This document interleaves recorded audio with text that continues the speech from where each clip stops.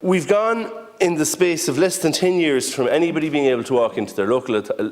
authority office and get their driving licence to people not even being able to book an appointment in a public service. So what ought to be a public service is no longer public because it's being provided by a Swiss logistics company, SGS. And it's no longer really a service, because if you can't book your appointment, or if you have to spend, I don't think it's unfair to say that if you have to spend almost an hour or in excess of an hour on the telephone trying to book a 10-minute appointment, it is inadequate. This is a move towards the whole concept of just card payments only. It suits the banks, it suits the state in relation to this. And I would urge you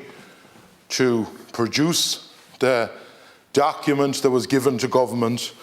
on the legal standing of this card, because sooner or later, if you don't make the move, someone in this country will push the button and go to the courts. Our 950 branch post office network, crying out for business, trusted by the people, skilled in the provision of public services, and here we have instead part-time offices scattered all over the country in some population centres, not in every community,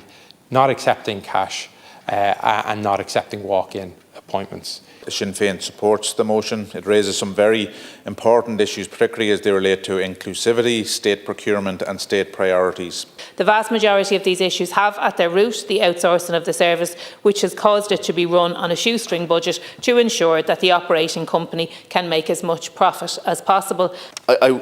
greatly appreciate the support from all colleagues across the opposition and the fact that the government is accepting this motion, but I would question what it actually means accepting it, because to be very clear, the motion calls for a new tender process to be set up for a walk-in service,